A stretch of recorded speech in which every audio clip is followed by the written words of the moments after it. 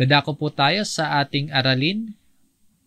Higit sa lahat, higit sa ano paman, ay ang pag-ibig. Ito yung pag-ibig na itinuturo sa atin ng Biblia. Sa ating pag-aaral po ngayon, ang gagamitin po nating version ng Biblia sa Tagalog po ay ang Bagong ang Biblia.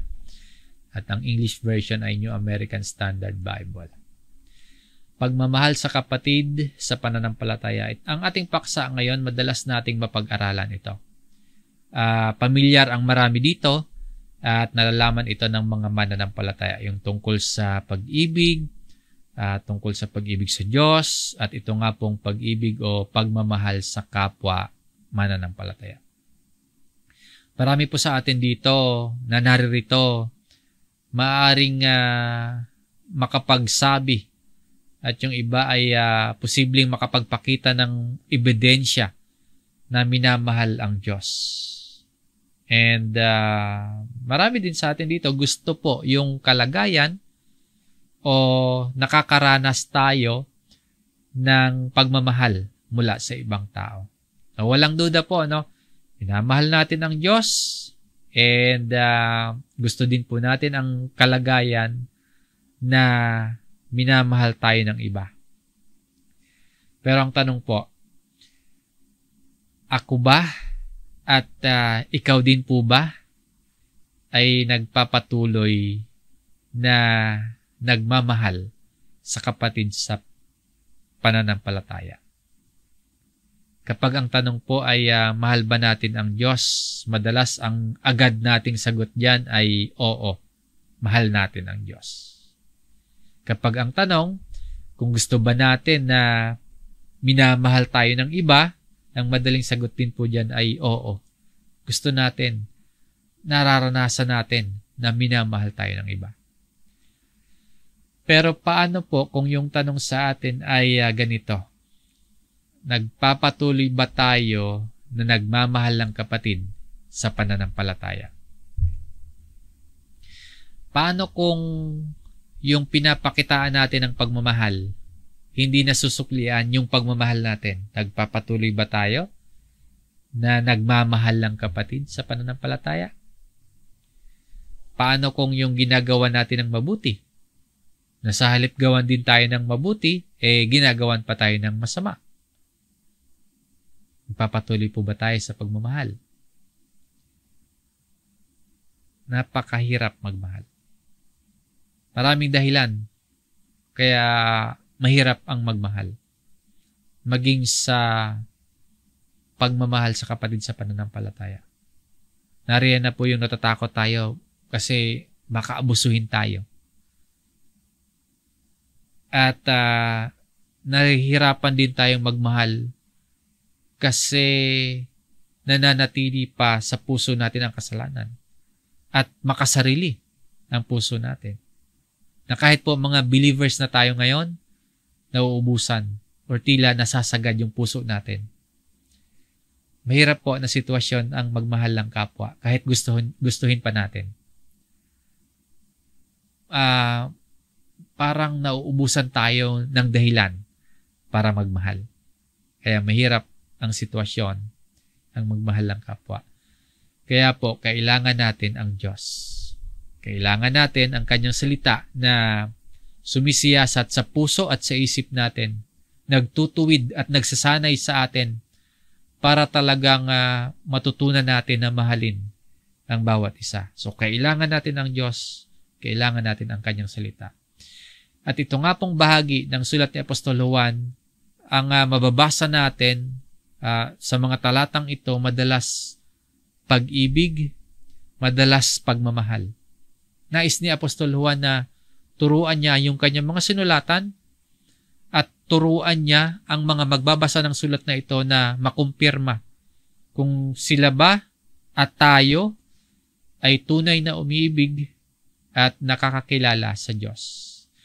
Sa pagbubulay-bulay natin ng mga piling talata sa sulat na ito ni Apostol Juan, suriin po natin ang ating mga sarili. Gamit ang mga tanong na ito, pagsusuri sa ating mga sarili. Tama ba ang pagkilala natin sa Diyos at tunay ba ang pananampalataya natin kay Kristo? Nagpapatuloy at umuunlad ba tayo sa pagsunod sa kalooban ng Diyos? Nagpapatuloy ba tayo sa pagmamahal sa kapatid sa pananampalataya? Yung mga tanong po na ito yung gagamitin nating pangsuri sa ating mga sarili habang pinag-aaralan natin ang bahagi ng unang sulat na ito ni Apostol Juan. Suriin yung ating mga sarili. Basahin po natin ang chapter 4 sa verse 7 hanggang 12. Mga minamahal, mag-ibigan tayo sa isa't isa, sapagkat ang pag-ibig ay sa Diyos, at ang bawat umiibig ay ipinanganak ng Diyos at nakakakilala sa Diyos. Ang hindi umiibig ay hindi nakakakilala sa Diyos, sapagkat ang Diyos ay pag-ibig. Dito nahayag ang pag-ibig ng Diyos sa atin, sapagkat sinugo ng Diyos ang kanyang bugtong na anak sa sanlibutan upang tayo'y mabuhay sa pamamagitan niya. Narito ang pag-ibig, hindi sa tayo'y umibig sa Diyos, kundi siya ang umibig sa atin at sinugo ang kanyang anak na pantubos sa ating mga kasalanan. Verse 11, mga minamahal, kung tayo'y inibig ng Diyos ng gayon, nararapat na mag-ibigan din naman tayo sa isa't isa. At sa 12 po, walang nakakita kailanman sa Diyos. Kung tayo'y nag-iibigan sa isa't isa, ang Diyos ay nananatili sa atin at ang kanyang pag-ibig ay nagiging sakdal sa atin. Sa mga talata nating binasa, madalas nating nabasa, yung minamahal, umiibig, nag-iibigan, at salitang pag-ibig. Malinaw po yung tema ng mga talata o bahagi ng sulat na ito ni Apostol Juan tungkol sa pag-ibig. At mapapansin natin, hindi lang ito tungkol sa pag-ibig natin sa Diyos, kundi ito ay pag-ibig o ang pagmamahal natin sa kapatid sa pananampalataya. Meron po tayong tatlong punto na bibigyang pansin sa utos dito na mag-ibigan sa isa't isa. Una, ito ay paanyaya. Ang mag-ibigan sa isa't isa ay paanyaya. Sabi po sa verse 7, mag-ibigan tayo sa isa't isa. Masasabi nating paanyaya ito dahil sabi po dito, mga minamahal, let us love one another.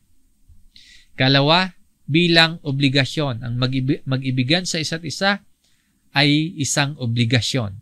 Nakasulat po sa verse 11, nararapat na mag-ibigan din naman tayo sa isa't isa. Sinasabi po dito, nararapat. Inuobliga tayo na ibigin ang isa't isa. At ang ikatlo po, bilang isang kondisyon. Mag-ibigan tayo sa isa't isa, ito ay kondisyon. Sa verse 12 po, kung tayo'y nag-iibigan sa isa't isa, if we love one another, if, kaya ito po ay kondisyon. At ang sinasabi sa mga talatang binasa natin, mag-ibigan, nag-iibigan ay tungkol po ito sa pagmamahal ng mga mananampalataya sa kapwa mananampalataya. At yung love po o yung pag-ibig na tinutukoy dito, iba ito sa pag-ibig na definition ng mundo o pag-ibig na nakagawian at pakiramdam lamang ng mga tao. Ang usapin dito o yung pag-ibig na tinutukoy dito, yung highest form of love. Masasabi nating natatanging pag-ibig ng mga Kristiyano. Yan yung pag-ibig na tinutukoy dito. Klase ng pagmamahal na magpapakilala sa atin na tayo po ay na kay Kristo. Katulad ng sinasabi mismo ng Panginoong Hesus sa John 13 verse 35.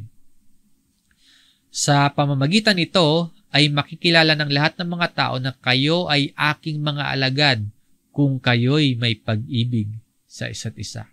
If we have love for one another, ay makikilala daw po tayo na tayo ay mga alagad ni Kristo. At isa po sa mga pangunahing paraan para masunod natin ang utos dito na magkaroon ng pag-ibig sa isa't isa ay sa konteksto po ng pagiging bahagi ng katawan ni Kristo. Yung pagiging bahagi ng isang local church. Mas madali po kasi nating matukoy yung kapwa natin mananampalataya. Mas madali nating matukoy yung kapwa natin Kristiyano na ating mamahalin ayon sa utos dito kung tayo po ay kabilang sa isang local church.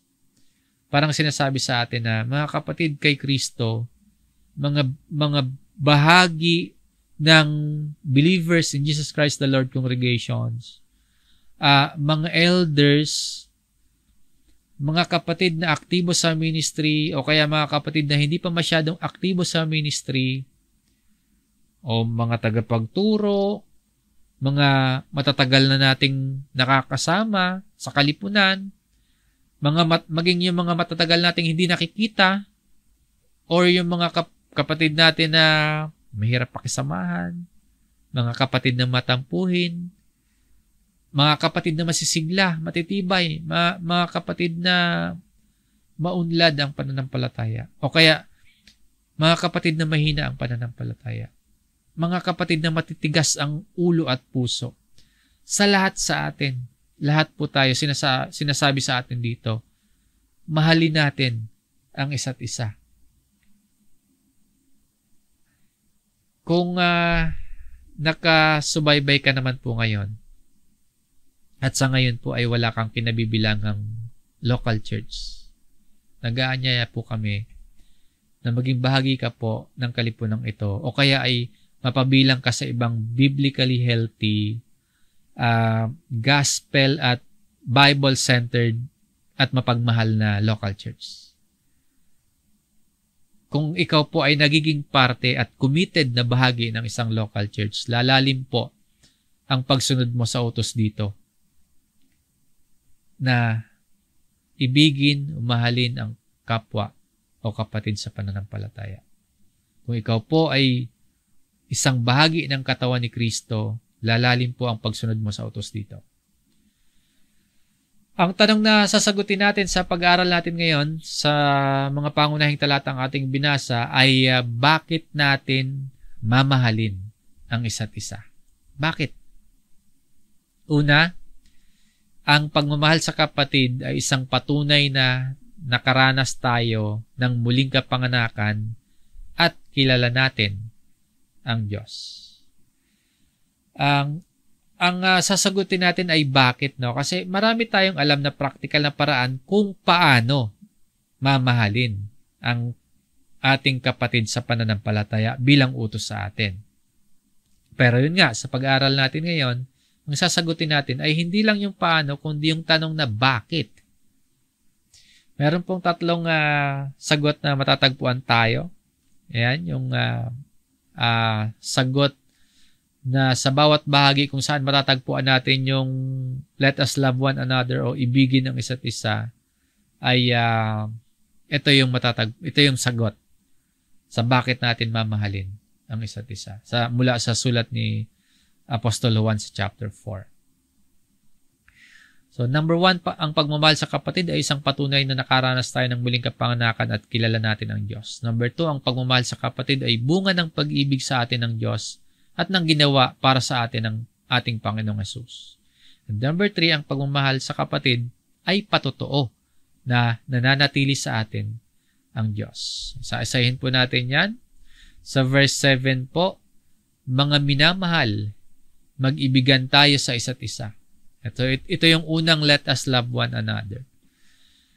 Magiging kapanipaniwala tayo na tayo po ay mga Kristiyano, na tayo po ay mga alagad, mga nagtamo ng kaligtasan, na tayo po ay nagsisi sa kasalanan, at tayo po ngayon ay sumasampalataya kay Kristo kung nakikita sa atin na lumalago tayo sa pagmamahal sa isa't isa. Totoo po na tayo ay nagtamo ng kaligtasan dahil sa ating pananampalataya kay Jesus. Pero po ang pag-ibig sa kapwa mananampalataya ay bahagi ng ginagawang pagpapabanal sa atin ng Diyos, bunga ng Espiritu. Ang pagmamahal sa kapatid, ebidensya po na tayo ay mayroong tunay na pananampalataya sa Diyos.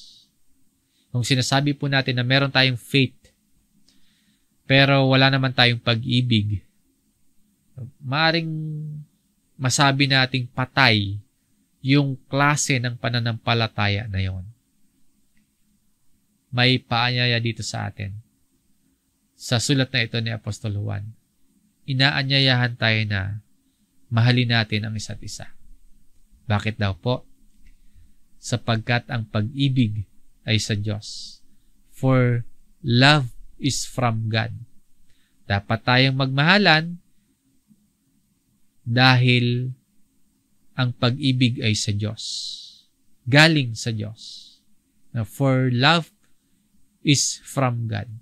Kung tinanggap natin yung biyaya ng pagliligtas sa atin ng Diyos, tinanggap din pala natin ang isang bagong puso na natututo po tayong magmahal ng kapwa mananampalataya.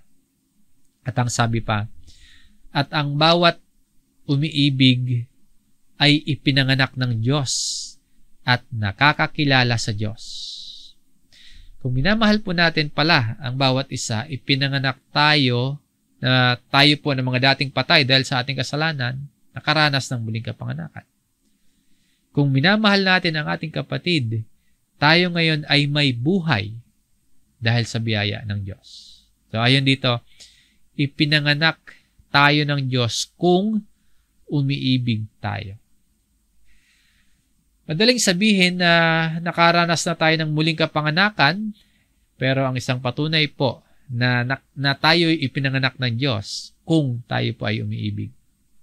Isang patunay po na tayo ay may bagong buhay kung merong nakikitang pagmamahal sa puso natin.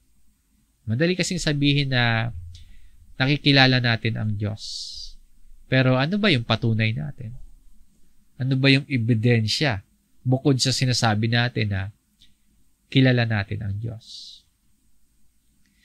Kung nagpakilala sa atin ang Diyos sa pamamagitan po ng Ebanghelyo ni Kristo, nakaranas tayo ng muling kapanganakan. Binabago tayo at nakikilala natin ang Diyos. Natalakay natin nung nakaraan yung tungkol po sa, kung naalala po niyo yung pagsisisi at pananampalataya.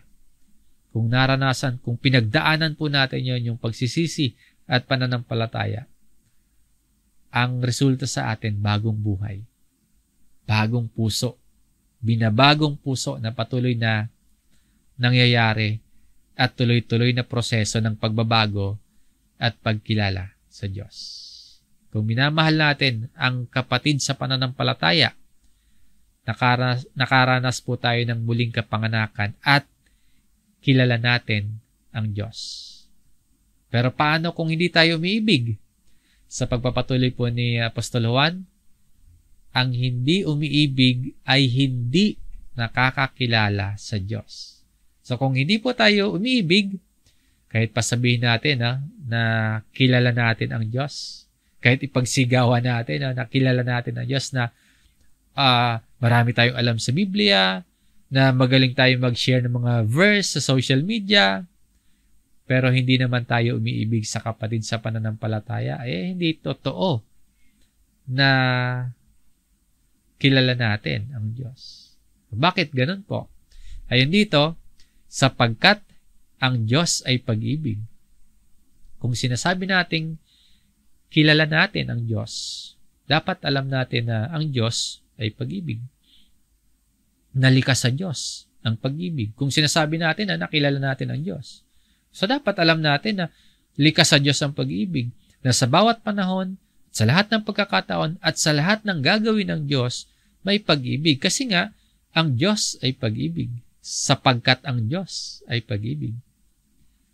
Ngayon, kung kilala natin ang Diyos, nagiging katulad tayo ng katangian ng Diyos. Hindi tayo perpekto, pero dahil kilala at nakikilala natin ang Diyos, merong pagkakahawig. Kung tayo po ay umiibig sa kapatid, hindi po perpektong pagmamahal yung pinag-uusapan. Na yung ating pagmamahal. kundi totoo at lumalagong pagmamahal natin sa iba dahil sa biyaya ng Diyos. Bilang mga kapatid sa pananampalataya, nagmamahal ba talaga tayo sa ating kapatid? Suriin natin yung ating sarili. Inaanyayahan tayo. Nawa matulungan tayo ng salita ng Diyos na alisin lahat ng pagpapanggap. Na alisin yung pagkamakasarili. At hayaan tayo ng Diyos na lumago sa pag-ibig sa kapatid sa pamamagitan ng paglilingkuran, pagmamalasakitan sa isa't isa. So, una, ang pagmamahal sa kapatid ay isang patunay na nakaranas tayo ng muling kapanganakan at kilala natin ang Diyos. Number 2, ang pagmamahal sa kapatid ay bunga ng pag-ibig sa atin ng Diyos at ng ginawa para sa atin ng Panginoong Hesus. Kung naunawaan nating may paanyaya sa atin na mahalin ang kapatid sa pananampalataya, pero paano kung nahihirapan naman tayo ngayon na mahalin yung ating kapatid? Oo nga, merong paanyaya. Oo nga, merong obligasyon na mahalin ang kapatid sa pananampalataya. Pero paano kung nahihirapan tayo? Halimbawa, nahihirapan kang mahalin yung asawa mo. Or nahihirapan kang mahalin yung inaakay mo, yung dinedisciple mo. Ang hirap mo namang mahalin. Panay pangungutang yung ginagawa mo. Ang hirap mo namang mahalin. Ang laki ng atraso mo. Kapag ganito po, yung punto ng buhay natin, tumingin po tayo sa pag-ibig sa atin ng Diyos at sa ginawa ng Panginoong Hesus para sa atin. Bakit natin mamahalin yung ating mga kapatid sa pananampalataya? Dahil po, bunga ng pag-ibig ng Diyos sa atin. Na nahayag sa pamamagitan ng ginawa ni Kristo, yung dakilang pag-ibig sa atin ng Diyos.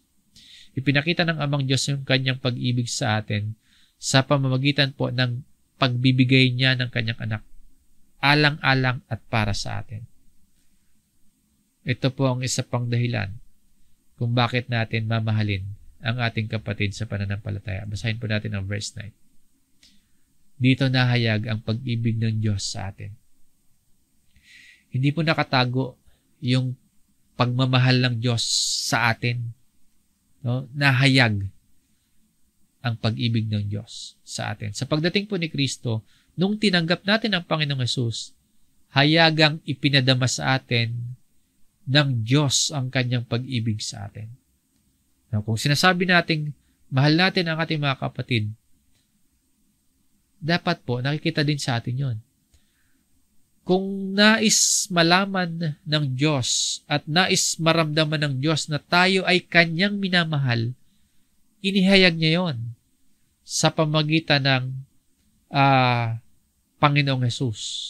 Ngayon, kung tayo po tutugon sa paanyaya at obligasyon na ibigin ang isa't isa, kung tutugon po tayo doon at sinasabi nating mahal natin ang ating mga kapatid, dapat po nakikita din iyon sa atin. Ang pag-ibig sa atin ng Diyos, kitang-kita natin nung suguin niya ang kanyang bugtong na anak. Ano yung layunin ng Diyos? Bakit niya isinugo ang kanyang anak? Ayon po dito, upang tayo'y mabuhay sa pamamagitan niya. Sa halip na mamatay, tayo po ay nabuhay. Kaya nga sa John 3:16, upang ang sinumang sa kanya ay sumampalataya ay huwag mapahamak, kundi magkaroon ng buhay na walang hanggan. Kung nagtitiwala ka po ngayon kay Kristo, meron kang buhay. At kung meron kang buhay, mamahalin mo ang mga kapatid mo kay Kristo. Sa sumunod na verse po, nilinaw pa kung ano yung pag-ibig na yan. Verse 10. Narito ang pag-ibig. Hindi sa tayo'y umibig sa Diyos, kundi siya ang umibig sa atin at sinugo ang kanyang anak na pantubos sa ating mga kasalanan. So, narito ang pag-ibig. No? Ang totoo po, hindi tayo ang umibig talaga sa Diyos. Kasi mas madalas makasarili tayo. Mas madalas makasalanan tayo. At alam natin dahil sa pagkamakasarili natin, dahil sa pagkakasala natin, nararapat tayong hatulan ng Diyos. Pero narito ang pag-ibig. Ang karapat-dapat talaga sa atin, parusa, kaparusahan. Pero sa halip na galit, sa halip na puot ng Diyos, yung maranasan natin, ipinadama po ng Diyos yung dakilang pag-ibig niya nung isinugo niya ang kanyang anak na si Jesus. At hindi lang po basta isinugo, ayon dito, at sinugo ang kanyang anak na pantubos sa ating mga kasalanan. Isinugo hindi lang mamuhay ng matuwid bilang tao. Isinugo para mamatay at ialay ang sarili bilang pantubos sa ating mga kasalanan.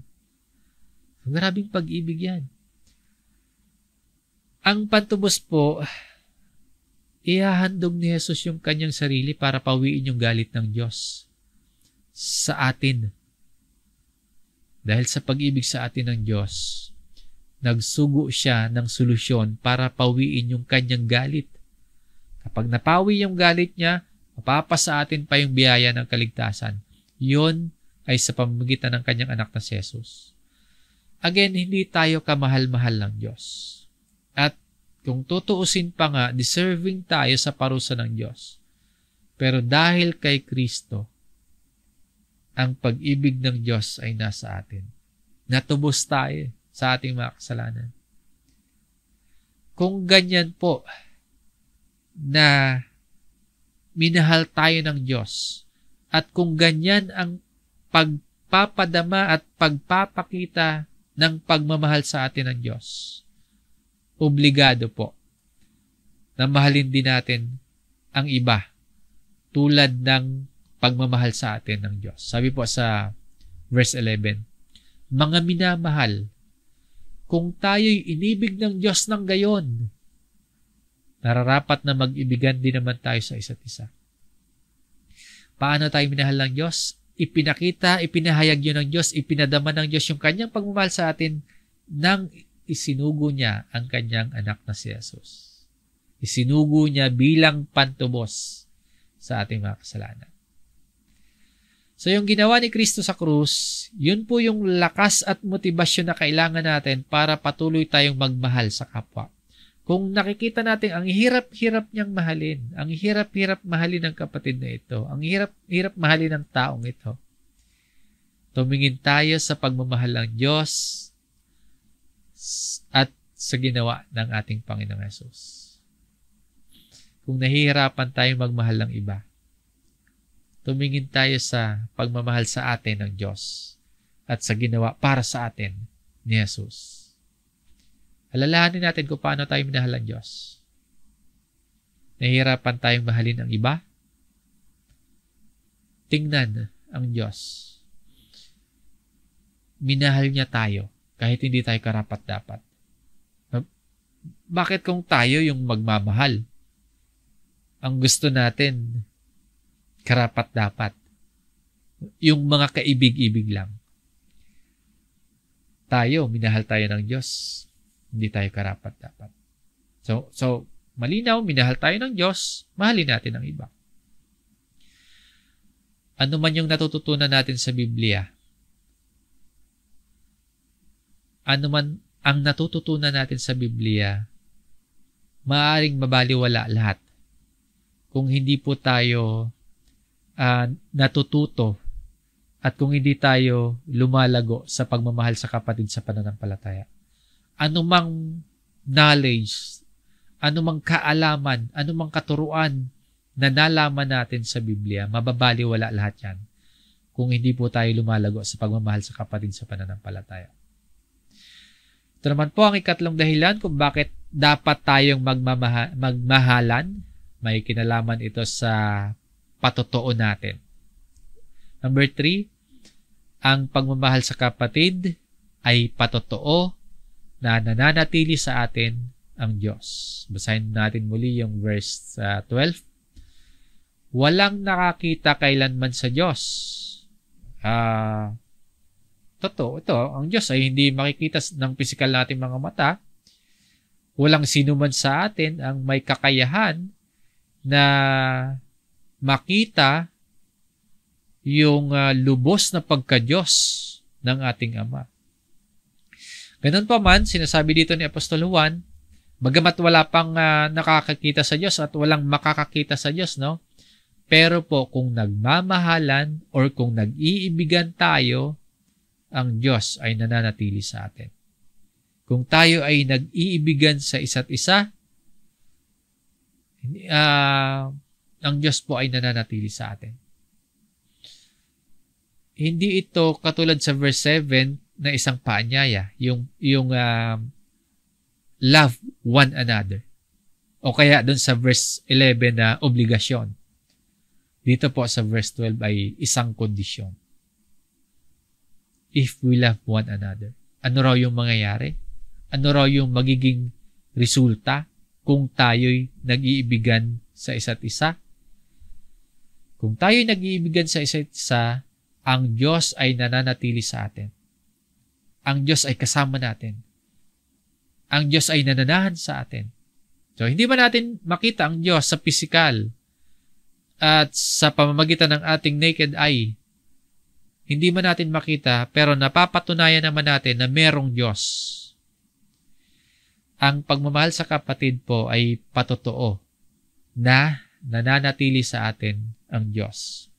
Yung ebidensya na merong Diyos, yung patotoo na nasa atin ang Diyos, ay makikita po sa pamamagitan ng pagmamahal natin sa ating kapatid sa pananampalataya.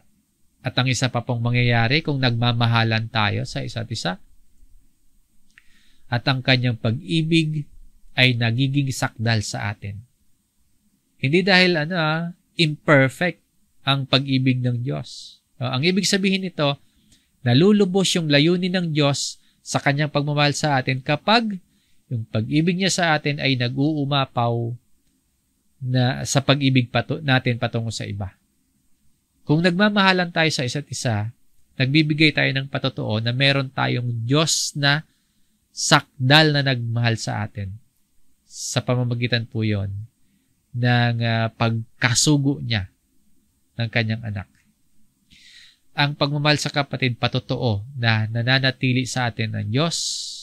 So, kung titingnan ba or kung mababalitaan ba ng mga non-believers yung klase ng pakikitungo natin sa isa't isa sa loob ng pamilya ng Panginoon.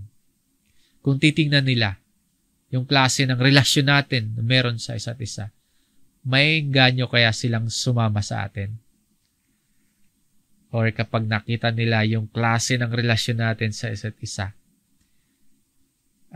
baka ma-turn off sila at hindi na sumama. So, ano yung sitwasyon natin? Kung titingnan natin yung klase ng relasyon at pakikitungo natin sa isa't isa sa loob ng pamilya ng Panginoon, nakikita kaya nila na nananahan at nananatili sa atin ang Diyos? So, bakit tayo inaanyayahan at inuobligang magmahalan sa isa't isa? Bakit natin mamahalin ang isa't isa? Ang pagmamahal sa kapatid ay isang patunay na nakaranas tayo ng muling kapanganakan at kilala natin ang Diyos. Ang pagmamahal sa kapatid ay bunga ng pag-ibig sa atin ng Diyos at ng ginawa para sa atin ng Panginoong Hesus. Ang pagmamahal sa kapatid ay patotoo na nananatili sa atin ang Diyos. At lahat ng ito may kinalaman sa isang mahalagang katotohanan. Ang Diyos ay pag-ibig at ipinakita ng Diyos Ama yung pag-ibig niya sa atin, yung pagmamahal niya sa atin sa pamagitan nga po ng pagbibigay ng kanyang anak, ng ating Panginoong Hesukristo. So ano-ano naman yung maaari nating pagtugon sa ating mga natalakay at napag-aralan? Mga bagay na dapat nating gawin bilang aral at mensahe. Number 1, magsisi at humingi ng tawad. Pinapakita sa atin ng Diyos kung gaano kalaki at kung gaano kalawak yung pagmamahal niya sa atin. Tapos tayo, ang dami nating pagkukulang sa pagmamahal sa kapatid. So, sama-sama tayong humingi ng tawad sa Diyos sa maraming pagkakataon na hindi tayo nagmahal ng tulad ng pagmamahal ni Jesus. Sama-sama po tayong humingi ng tawad sa Diyos sa mga personal, lalo na sa mga personal nating oras ng pananalangin na tayo po ay naging makasarili, na ipinagdamot natin ang oras sa iba, na madalas nating inisip ang sarili natin kaysa ang iba. Number 2, alalahanin ang dakilang pag-ibig ng Diyos para sa atin. So, minahal tayo ng Diyos kahit alam niya hindi tayo karapat-dapat. Minahal tayo ng Diyos kahit alam niya magpapaulit-ulit tayo sa pagkakasala. Minahal tayo ng Diyos kahit alam ng Diyos na hindi natin kayang tumbasan o suklian yung kabutihan niya para sa atin. Alalahanin natin yung dakilang pag-ibig ng Diyos na yon para sa atin. Number 3, magkaroon ng determinasyon na magmahal ng tulad ni Jesus. Paano nga ba nagmahal ang ating Panginoong Jesus? Basahin po natin itong unang Juan sa chapter 3 verse 16. Dito natin nakikilala ang pag-ibig sapagkat ibinigay niya ang kanyang buhay alang-alang sa atin. Ibinigay ni Jesus. Paano ba nagmahal ang Panginoon? Ibinigay ni Jesus hindi lang yung kaprasong oras. Ibinigay ni Jesus hindi lang yung konting tulong na kailangan natin, kundi ibinigay po ng ating Panginoong Jesus ang kanyang buhay para sa atin or alang-alang sa atin. Sa ganung katotohanan, ang utos sa atin dito at nararapat nating ibigay ang ating mga buhay alang-alang sa mga kapatid. Ang utos dito na mahalin ang bawat isa ay utos na ibigay ang buhay natin sa bawat isa. Nararapat nating ibigay ang ating mga buhay alang-alang sa mga kapatid. Mga kapatid, mahalin natin ang isa't isa. Ang challenge, ibigay natin ang buhay sa isa't isa. Kung paanong ibinigay ni Kristo ang kanyang sarili at kung paanong minahal ni Kristo ang iglesia. Ang local church na binili niya ng kanyang dugo. Dahil sa minahal tayo ng Diyos, magmahalan po tayo bilang magkakapatid sa pananampalataya. Alang-alang sa ating kapakanan, alang-alang sa kapakanan ng iba, at higit sa lahat, magmahalan tayo bilang magkakapatid sa pananampalataya, alang-alang sa karangalan at kaluwalhatian ng pangalan ng Diyos. Mag-ibigan ang bawat kapatid sa pananampalataya.